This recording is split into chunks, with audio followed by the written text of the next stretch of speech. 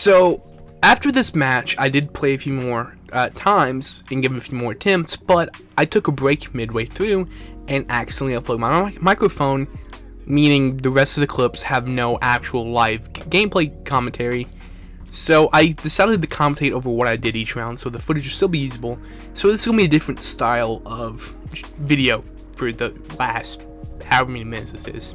As soon as I load into the game, I turn my FOV to 90 because I'm not a barbarian, and proceed to shoot the zombies 4 times in the chest and knife them because I had an idea. The rules for this challenge on ZWR clearly read that I'm allowed to stay in spawn until round 3, meaning that I could move, and decided, hey, maybe being in power 3 rounds earlier might help me out a bit and avoid the zombies who decided to drink rogue energy, use code CCC at checkout, and save me a bit of trouble. So I decided to collect all the spare change I could under the cushions and leave spawn on round 1.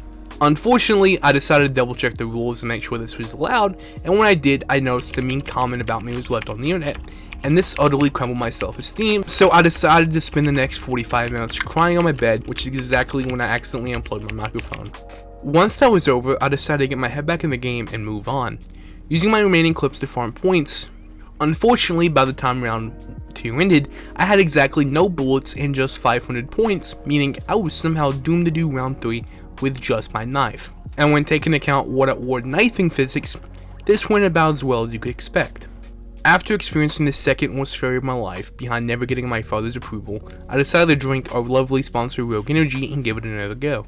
So for round 1 this time, I decided to switch things up a bit and let them get through the barrier in hopes of maybe them dropping a double points, but I had no luck. So when the round ended, I decided to go ahead and grab an M1 Grand and move to the next room. I continued as before, letting zombies in the hopes of getting a drop, and to my surprise, I did actually end up getting a maximum ammunition, which led to me getting my M1911 filled back up. The bad news is since I only usually have around 560 points after buying the store, and since I spent 600 points this game buying the M1 Grand, I quickly realized I couldn't actually afford to buy the door. And unlike real life, I couldn't just pull off my pants, run for dear life, and hope utter confusion would help me get away with my stolen items.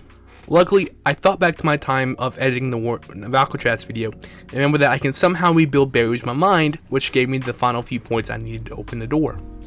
You'd think with how gigantic my forehead is, I'd be smart enough to realize that how lucky my RNG was for round 2, and do anything to keep myself alive, right? Well, instead, I decided that I'd shoot the zombies 12 times my M1911 and knife them, and see how that worked out. Somehow though, surprisingly, I ended up making it through this section without dying, and actually ended up having just enough points to buy the door and the trench gun to help ensure my survival. Round 4 was pretty boring and eventful. I mainly used my M1 Grand to form headshots, and I could really tell a decrease in the difficulty compared to when I usually be in this room about round 6. Round 5, this round was even more boring since I had such a great camping spot. We finally managed to turn on power in round 6 and even managed to hit the box. And for some reason, I decided to actually pick up the flamethrower on the off chance I had the opportunity to use the high launcher out on this map, which was pretty silly considering my average round so far in this challenge was round 3. Round 7 started off with a nuke, which I foolishly decided to pick up for no reason at all, even though I needed the points, which really ended up screwing me in the long run. Round 8 was pretty easy, but also pretty intense. I just camped in this corner with a shotgun like before, and dealt with the rogue energy zombies relative ease, but a few headshot zombies did give me a few close calls. Round 9 is when stuff starts to get real.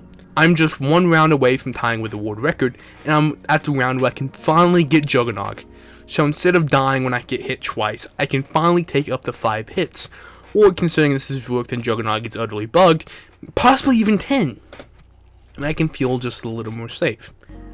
And what did I do as soon as the round began? He's been trapped in his own mind, but it don't matter. He's got more time for the lover to arrive. If he's still alive, he could be revived, but he's dead inside. And he said it's fine. What a lovely lie. Then he left and said goodnight.